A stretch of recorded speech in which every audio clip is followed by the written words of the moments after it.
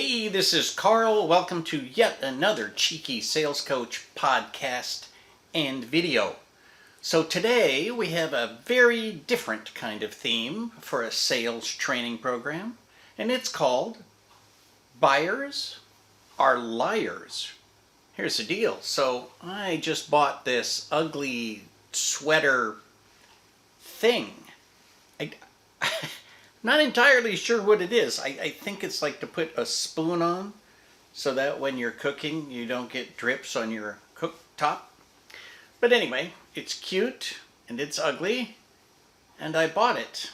Now here's the thing. If you ask me why I bought it, I would lie to you. Why is that? Well, let's dig into why buyers are liars. Come with me now for episode 5 of the Cheeky Sales Coach.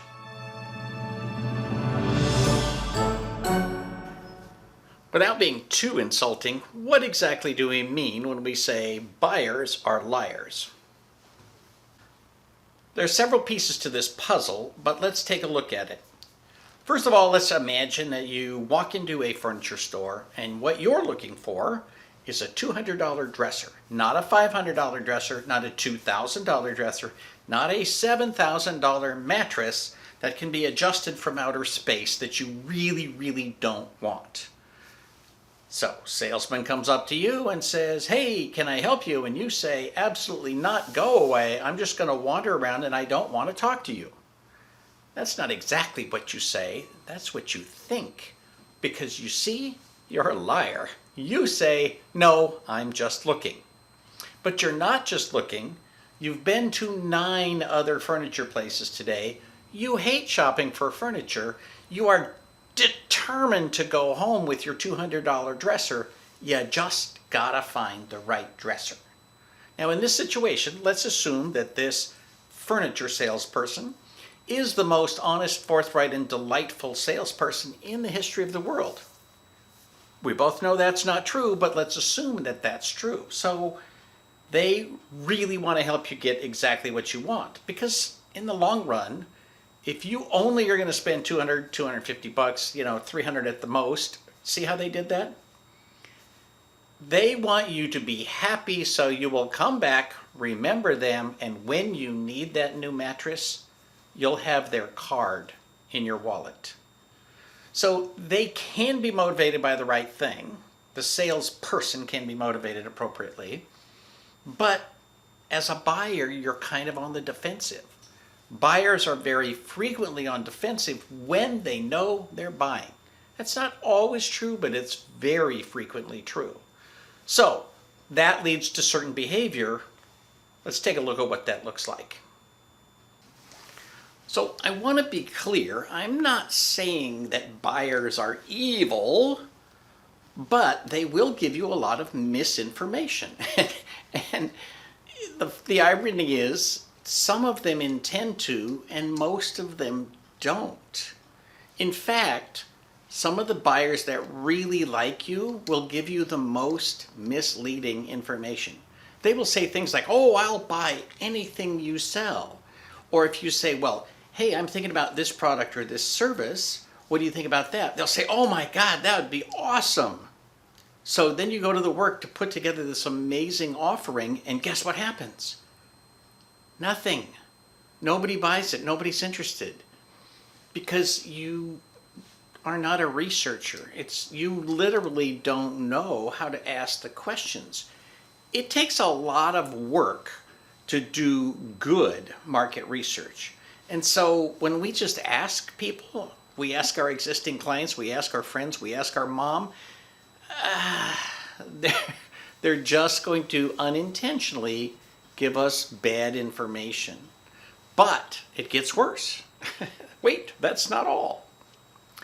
So remember, one of the things that we're always told is ask your clients, ask your clients. You're not sure what people want? Ask them, ask them, ask them.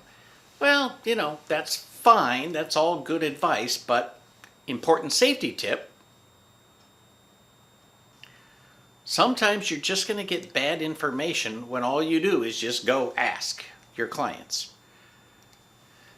You know, there's some companies you deal with. It might be the phone company, it might be an airline, it might be all kinds of companies that they're constantly send you an email and say, hey, how'd you like that service? How'd you like that service? How about now? How about now? How about now? How'd you like that service now? So I used to travel a lot, and a common trip for me would be something like Sacramento to Atlanta, Atlanta to Amsterdam, Amsterdam to Manchester, England. And then I'd tool around on trains for a while, and then eventually I'd go from Manchester to, say, Chicago and then Seattle, and then from Seattle down to Las Vegas, and then eventually to Los Angeles and Sacramento. So I would get something from Delta Airlines that say, hey, how was your trip? And I'd be like, yeah, dude, I have no idea what you're talking about. Because every single leg of that trip generated an email asking me to give them feedback. And I couldn't. I literally, like, you give me 7 days after that trip, I couldn't tell you what any one of those legs was like unless it stood out as being particularly good or particularly bad. So sometimes you might have a CRM or some system that when you send an invoice or a client pays an invoice, it generates a little note that says, hey, tell us what you thought. For the most part, you need to be aware that information is useless. So what you're going to find, you probably already know this if you've used such a system, most people don't give you any information. We would like to think that those are the happiest customers, right? What we want to say is, oh man, if people had a complaint, they would say something because this is their opportunity. But this is the 21st century, and a lot of people look at that and say, oh, this is some robot sent that to me. Karl doesn't really care about my opinion. And so you don't get good feedback. So I don't want to minimize the fact that I think this is humorous, but at the same time, it's really a problem because your buyers want to give you some information. And then, based on the tool and the survey that they get, it might just be bad information. No question that you ask in a survey should ever have more than 5 or 6 meaningful answers, and it should never have an even number of meaningful answers. So a non-meaningful answer would be not applicable, no opinion, right? In other words, you want a 3, 5, or 7 point scale. So if somebody wants that middle ground, they've always got it. It's not good, it's not bad. And then there's the extremely good, extremely bad, and then there's a kind of good, kind of bad, right? So maybe a 5 point scale would be the ideal. But you always want to make sure that people can opt out, because if they're forced to give you an answer, they will give you bad information that they don't really feel deep in their heart. As a side note, there are people who will always give you a crappy review no matter what. I do a lot of public speaking, and one of the rules is you always throw out the highest grade and the lowest grade. So I don't care if there's a 52 point scale. There's always somebody who's like, oh, this is the worst thing that's ever happened in the history of the world. And there's somebody else that says, oh my God, this is the most amazing thing in the history of the world. So you got to throw both of those out in order to keep your sanity. Just go look at YouTube. And what you're going to find is you've got videos where people thumb down something that is completely amazing and spectacular, or there's nothing objectionable about it. I mean, we're talking about goats chasing baby rabbits, and there's kittens riding on their back, and how could you possibly not love this? And there's 6 people have put in a thumbs down. Some people just go around in life giving everything a thumbs down. And, fine. You just have to write that off and not worry about it. But also, do not change your business offering based on this feedback, because at the end of the day, buyers are liars. So why exactly do prospects lie to you? Well, again, that sounds really bad, but why do they say one thing that's not necessarily what's going to happen in the long run? Here's what commonly happens.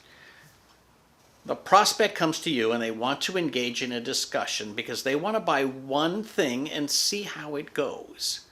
but they end up promising you that there'll be 2 or 3 or 6 down the road. But today they only intend to buy 1.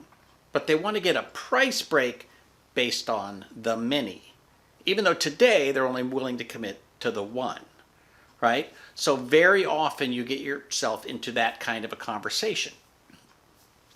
So the mistake they make that hurts their own credibility, to be honest, is that they promise you, oh yeah, we're gonna do 6 of these, right? Oh, okay, but today we're only gonna do 1. And the mistake that you make, more often than not, is to reduce the price. Oh, well, how can I make this move, right? Well, I can make it move by giving you a price break so that you'll act today and not tomorrow. Okay, that's cool. Very often, the big mistake that you make is to give them the price for 3 when they're only buying 1. It's one thing to give a tiny little price break on 1. It's a different thing to give a big price break when they've only committed to 1. Nowhere in your life is it more true that an oral contract isn't worth the paper it's written on. When people say things to you just to get a certain price, chances are very good what they're saying isn't true. It might be that it'll be true someday. It might be that it'll be less true someday. But the bottom line is people will say, oh, I'm going to buy 6 of these. No, you're not. You're going to buy 1.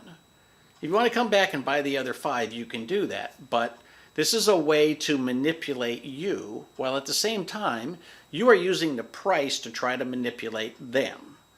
So you need to think in the much bigger picture. Do you want an ongoing relationship with this person? What is it worth for you to have that? Is it worth a 10% discount? Is it worth a 20% discount? If you could repeat this activity every week forever, would you do so?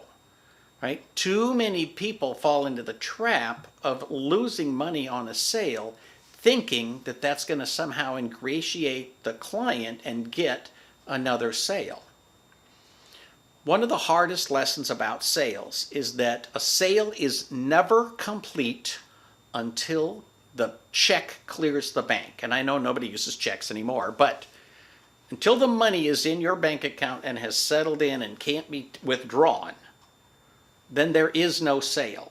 There's most of a sale and you can get to 90% and 95% and 98% and 99 and 99.9%. But until the money is in your bank, there's no sale. If you're in business long enough, you will have clients who will make promises and break them. You will have clients who will sign contracts, and then when it's time to actually deliver on it, they want to renegotiate the price. You'll have clients who sign contracts and take delivery and never pay for things, right? So on the bad side, there are buyers who are liars who are also cheats. Most buyers are not cheats, but they are going to drag out the payment for as long as possible. And some of them will drag it out to the point that you go to collections and now you give them an even bigger discount just to get paid something. Now, in your head, is that the vision of what you want sales to look like? Here's one of the absolutely unbreakable rules of service delivery. You cannot control people, but you can control your process. And nowhere is that more clear than in the sales process. So, yes, buyers will tell you whatever it takes to get a discount today. They will do whatever it takes to get delivery as soon as possible, to get 2 for the price of 1, 3 for the price of 2, whatever. But at the end of the day, you have to put processes and procedures in place to minimize how much you can be jerked around. And at the end of the day, this is a lot like poker. If you are not willing to walk away, you will lose, right? So eventually, everybody who plays is going to lose if they just sit at the table and refuse to fold. At some point, you have to be willing to walk away. And at that point, then it's up to the client to decide whether or not they are willing to let you go or whether they're actually going to pay what something is worth. Totally different conversation about how you price things and how you give discounts and so forth. But for now, just know that you can put processes and procedures in place to minimize the effect of the tall tales that are told by buyers. Finally, let me give you some tips about how to deal with buyers who have objections. A lot of the classic advice with regard to this is just plain wrong. So classic sales training says, every objection is an opportunity. No. Sometimes objections are just objections. and people are trying to figure out how to not say no. Remember, people don't like to hurt each other's feelings. Most people. So what happens is that they don't want to say, look, I'm just not interested. So they say, oh, the price is too high, or I was really looking for 3, or I wanted it in brown, or have you got 7 of these, or is there anything that's taller or shorter or wider or bluer or greener, right? They've got some kind of objection. Well, classic sales training says that's an opportunity for you to say, well, let me show you the variety of colors that we have. Let me show you the different sizes that we have, right? You think that what you're doing is actually moving closer to a sale. Most of the time, that is simply not true. You need to very quickly get the client to determine whether they will or will not buy. Period. It's okay for them to say no, but they have to feel that it's okay. Otherwise, they'll just keep coming up with one objection after the other. Oh, does this come with a free plant? It's not my size. Oh, I don't think that my wife will let me have it. I got to talk to my partner, right? One thing after another.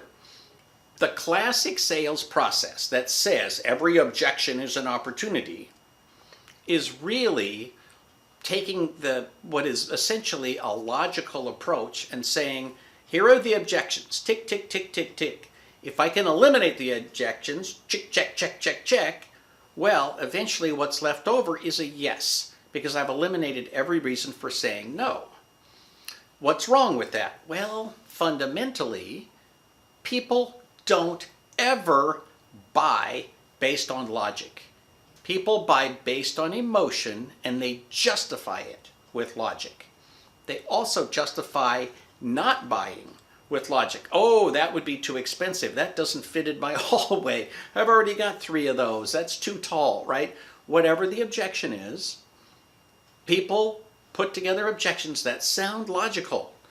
And the problem is, then they get some salesperson who thinks that if they just check all of these boxes, that they're going to get a sale. That's literally not the way the world works. For the next week, I want you to focus on every time you give an excuse. I'm not going to call you a liar, but every time you give an excuse about why you're not going to do something. Oh, I'm just looking, never, thanks, furniture salesperson. Or I was really hoping to get this in white, or I can't afford it, or I have to talk to my partner, or whatever. Every excuse that you give, examine it. Why did you say that? Why are you putting these words out instead of just saying, yeah, I'm just not interested? The shortest way to cut off a conversation with a salesperson is to say, I'm really honestly not interested, and nothing you can say would make me interested. How often do you say that? Very, very rarely. Now, again, that kind of makes you a liar, but I'm not going to call you a liar.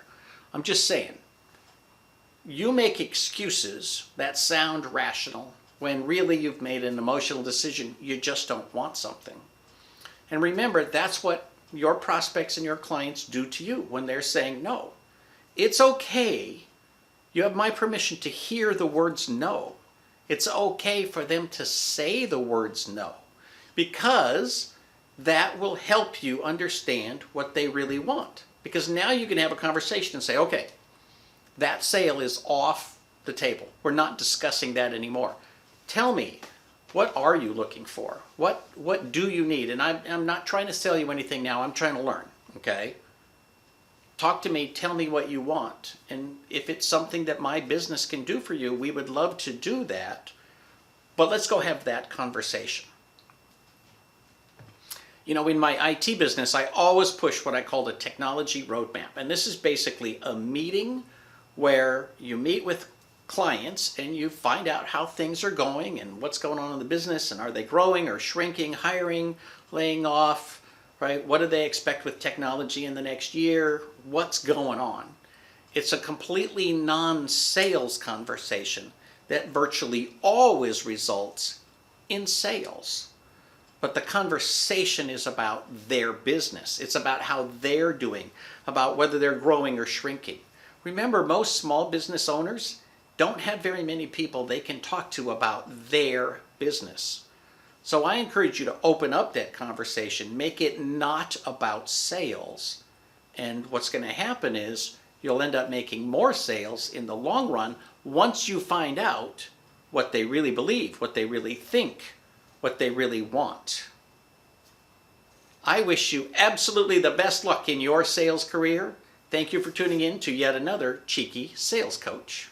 Call to action. Like, subscribe, and ring that bell so you won't miss a thing.